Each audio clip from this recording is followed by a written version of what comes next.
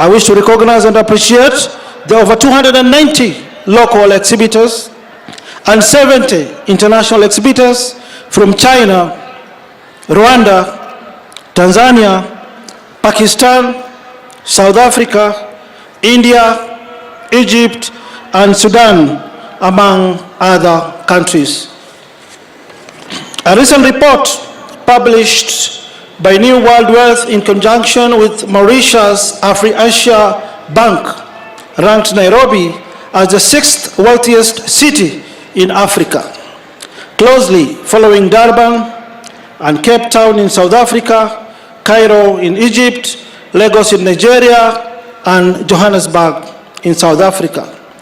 The recognition is also proof that indeed Nairobi presents endless opportunities for all the innovators, traders, and exhibitors represented here today, given that as a city, we have a population of about 7 million people.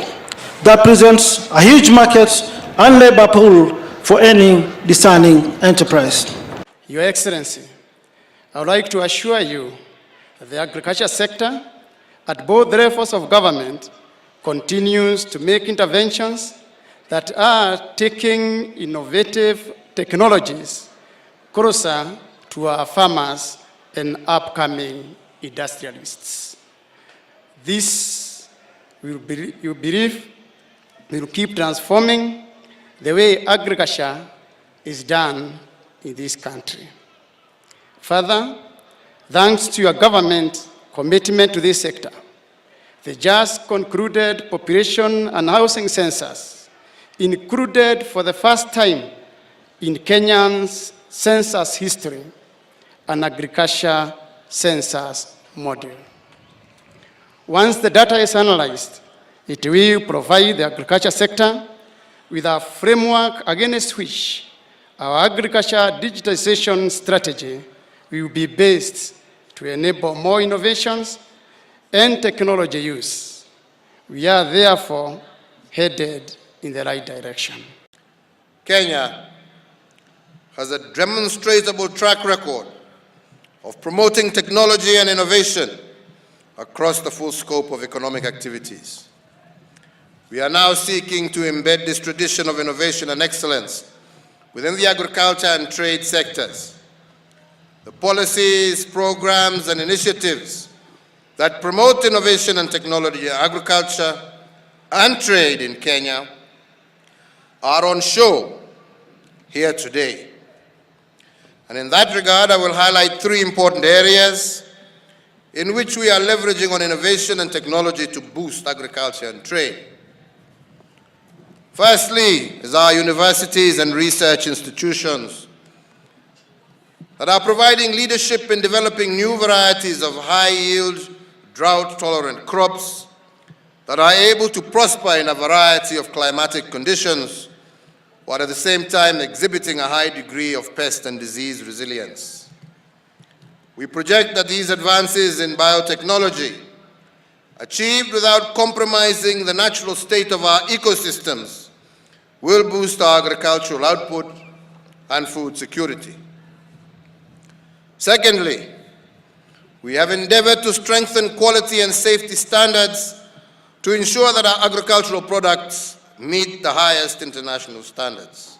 My government has formulated the Agricultural Transformation and Growth Strategy that covers the next 10 years, from 2019 to 2029.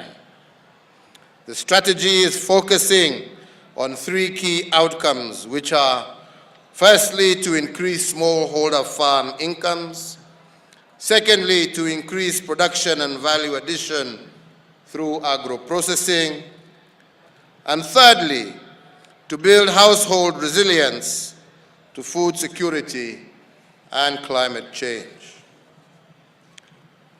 Among the measures we are putting in place to achieve these outcomes are firstly reforming the fertilizer subsidy program and replacing it with a Smart E-incentive to provide inputs to smallholder farmers managed through an e-wallet system, and that will involve the private sector. Creating 6 agro-processing hubs across the country to drive value addition. And 3, creating large-scale farms for arable farming land, employing conservation agriculture, as well as private sector-led irrigation on land owned by public institutions.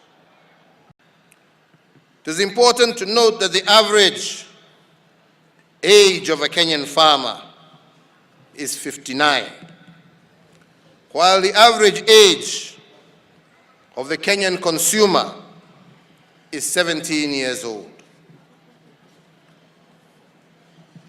To bridge this gap, my government has put in place a multitude of measures to ensure that a new generation of farmers emerges to sustain the agricultural enterprise in our country.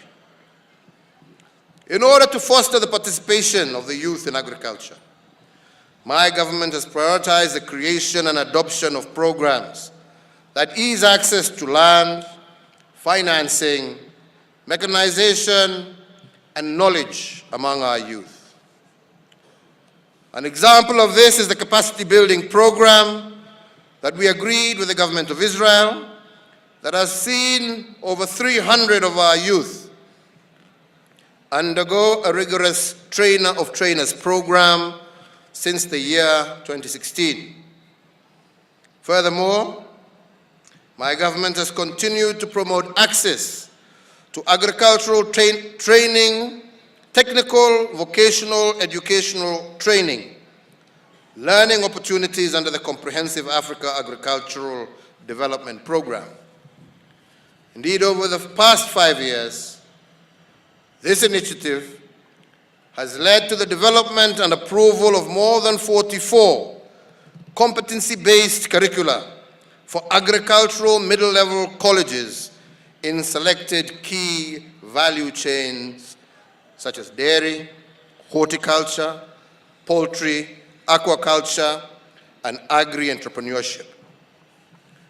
These agricultural, technical, vocational education training colleges include Bukura Agricultural College in Kakamega, the Dairy Training Institute in Naivasha, the Kenya School of Agriculture in Nyeri, and Riat Institute in Kisumu, among others. Their training focuses on skills development through practical exposure.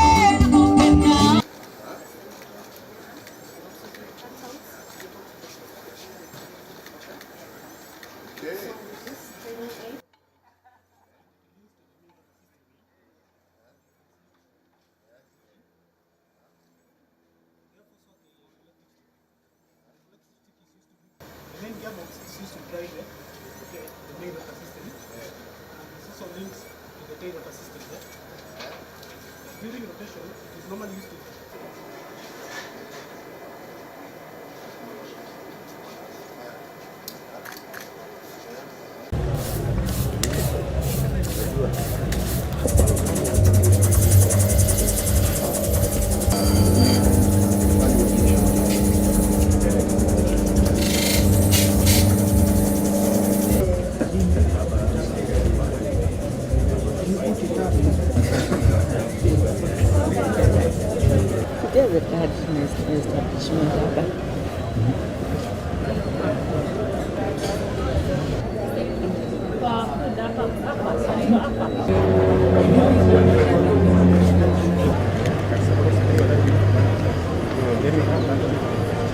So this is just to retain the water? The water, yes. So inside this tube now there's soil? There is soil inside, yes. And then you see how healthy they are. you're using this technology, this